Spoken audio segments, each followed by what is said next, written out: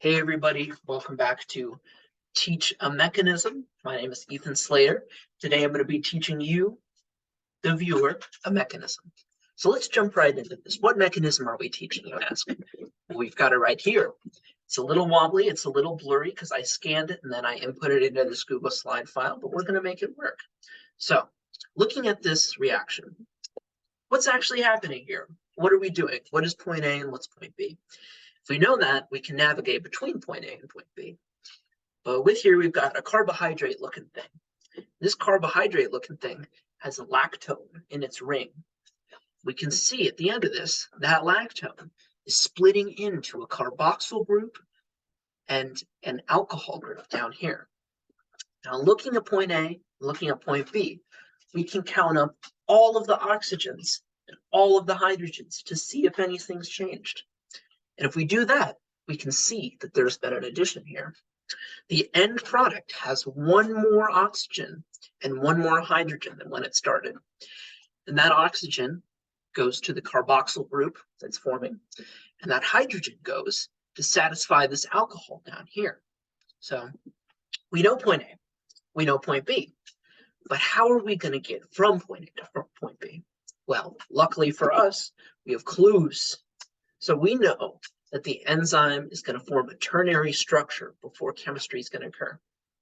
We know that there's two residues in the active site that are required for 100% catalytic activity.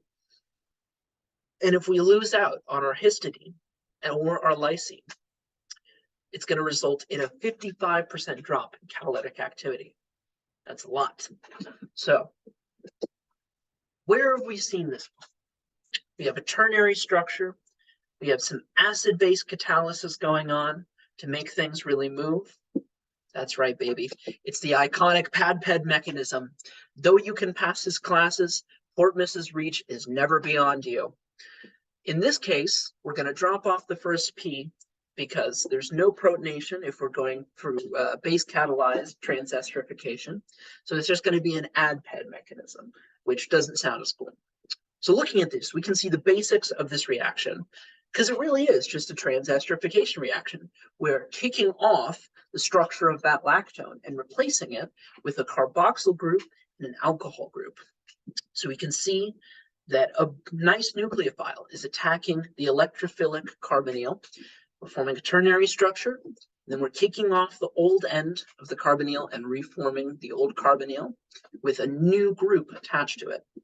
So how do we do this? We need a catalyst. So histidine and lysine are both basic. They can trade protons around to make some things happen.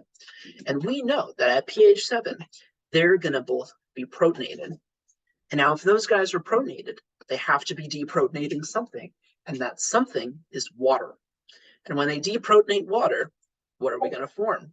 Well, we're going to form a great hydroxide ion, which makes a fantastic nucleophile for this reaction. So in here, you can see the first step of the reaction. The hydroxide nucleophile is attacking the electrophilic carbon of this carbonyl. We can see that the double bond is breaking and the electrons are going to this oxygen, and this OH group is attaching.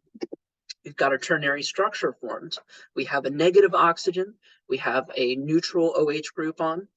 But hold on, here comes lysine with its proton, and it's going to be donating that proton to this oxygen that was attached right here. This is the old linkage that we're going to be kicking off. So why is it doing this? Because that oxygen is now charged, and charged oxygens, they don't like to stay charged. So what are they going to do? This negatively charged oxygen is going to be putting its electrons back into this bond. It's going to be reforming that double bond and reforming the carbonyl that we saw earlier. This oxygen is demanding electrons. It's going to be breaking that bond right there and sucking up those electrons so it can be neutral again. Finally, we've got our open structure. Lactone has been destroyed, but we still have this carboxylic acid. But hold on, here comes lysine. It's coming to take it back. And finally, we have our carbonyl, our carboxyl group that's formed, and we have our OH group that's formed. Classic PAD-PED mechanism, classic transesterification, and point A to point B is reached.